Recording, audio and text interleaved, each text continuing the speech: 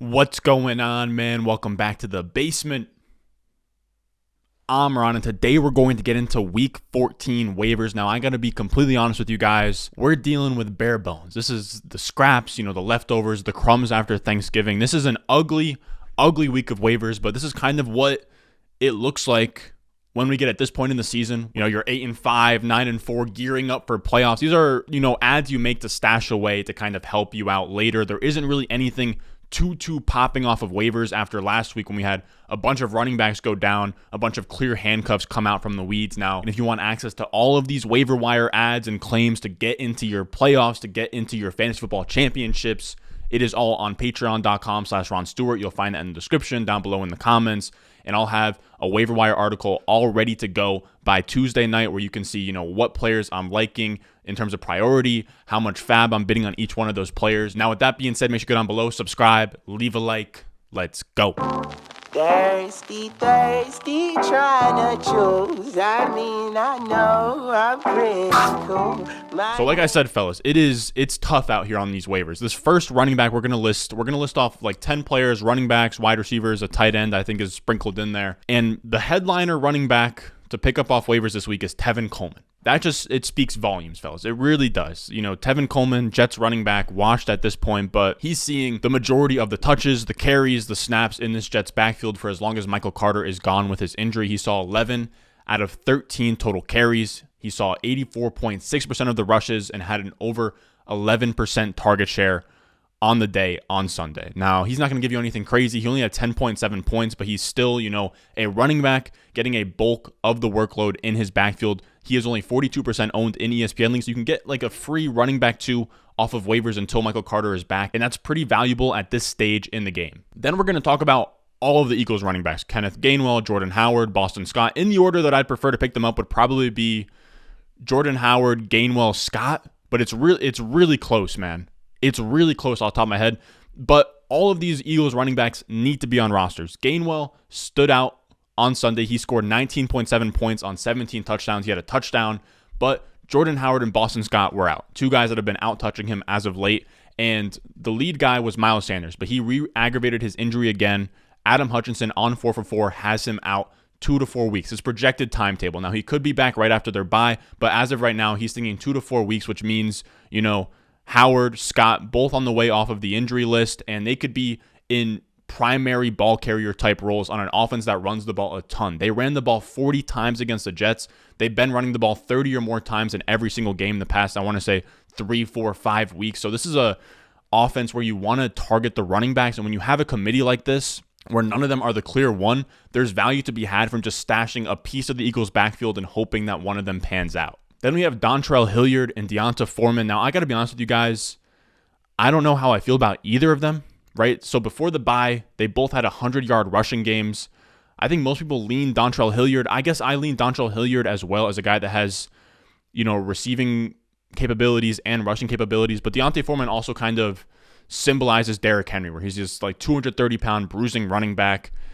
The problem is Jeremy McNichols is coming back soon, so it's going to be a 3-headed backfield. I think Jeremy McNichols will be back as early as this week. So, again, a situation where you take a swing on one of them, stash him on your bench if you have an open spot, and you just let it ride. I would probably prefer Dontrell Hilliard by a smidge to Foreman, but it's really close. Again, it's a decent offense with some scoring. So, at this point, any running back with a pulse that maybe can get, 10 or more touches in a game is pretty valuable. Fourth on this list is going to be the Seattle backfield. We have Rashaad Penny and Adrian Peterson. I prefer Rashaad Penny. I think Adrian Peterson is also a decent ad. And this backfield's wide open right now because Alex Collins got hurt. The problem is that this is almost a natural, 4-headed committee at this point, because we have Alex Collins hurt, who's on the back burner. Then we have Adrian Peterson, who coaches love for whatever reason. Coaches love Adrian Peterson, but he averaged 1.5 yards per carry on the day on Sunday. Scored a touchdown on 11 carries, but still 1.5 yards per carry on 11 carries. Really not good. Then Rashaad Penny's kind of interesting, but he only had 3.5 yards per carry. I know that yards per carry isn't a great stat, but when we're talking about players on one team, it's a decent stat to kind of compare apples to apples. And Rashaad Penny also led the team in snaps, so that's another good thing. The problem is that this is a 4-headed committee at this point, because now we have those two at the top. We have Adrian Peterson and Rashaad Penny, with Alex Collins looming in the background that could be back as soon as next week. And then we have Travis Homer, who had a long touchdown, played the second most snaps. And then you have DJ Dallas as well. So it's really hard to trust any of these guys and expect any of them to come into a full-time workload. But if I was to, take a stab at it, it would be Rashaad Penny, then Adrian Peterson, just because coaches love him so much. But again, we're really, scraping for running back, talent off waivers at this point. Then our last running back ad is Carlos Hyde. I literally feel nauseous just reading off this list of names. We have Carlos Hyde. Again, literally Carlos Hyde. He outsnapped James Robinson 29-26. James Robinson dealt with a heel injury like 5 weeks ago. It's been kind of, hampering him, giving him issues. This week in particular gave him a lot of issues. That's why James Robinson was outsnapped by Carlos Hyde. And Hyde is worth an ad for the main reason of James Robinson could miss time. And if that happens, then Hyde, it's like a top 24 back. And then the other scenario is, at this point, it's a lost season. They're not making it to the playoffs. Maybe they even shut down James Robinson for the season, let him get healthy because his heel injury has been nagging him. We'll see what happens. But in that scenario, Carlos Hyde, not a league winner because we're dealing with Carlos Hyde here, but he'd get a lot of volume, would be like a fringe RB2 you could get for free off waivers. He's on waivers in over 90% of leagues on ESPN.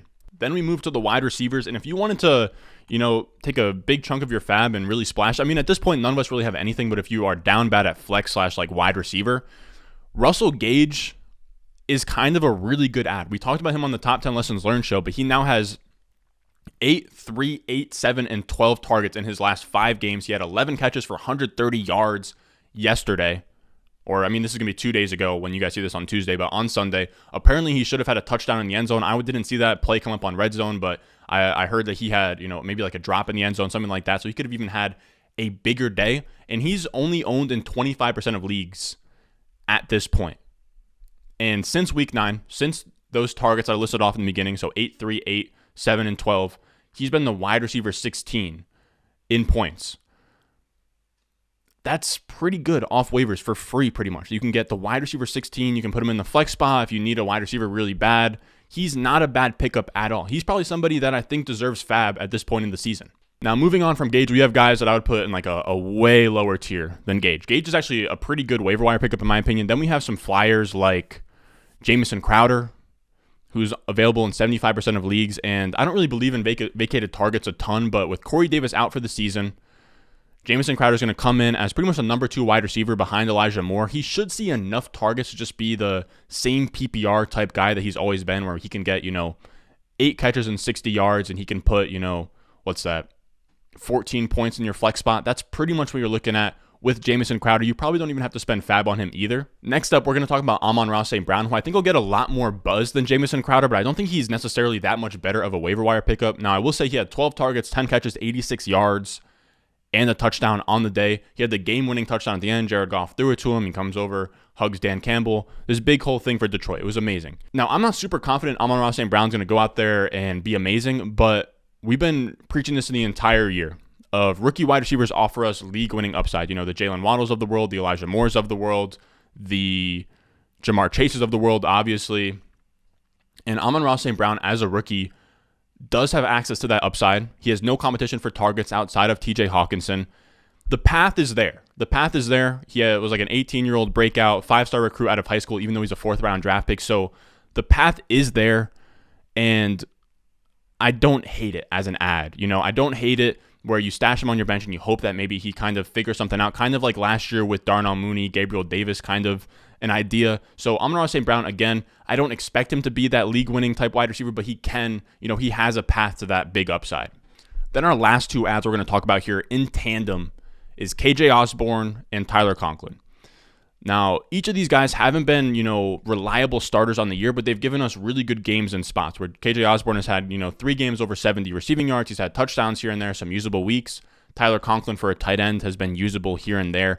Never anything super consistent, but now we have Adam Thielen, who is projected to be out 3 to 5 weeks with a high ankle sprain, which sucks. But after Justin Jefferson, there's no one else on that totem pole that's taking away targets. Justin Jefferson's going to get his 30% of the targets, and then it's KJ Osborn, it's Tyler Conklin, Dalvin Cook is hurt.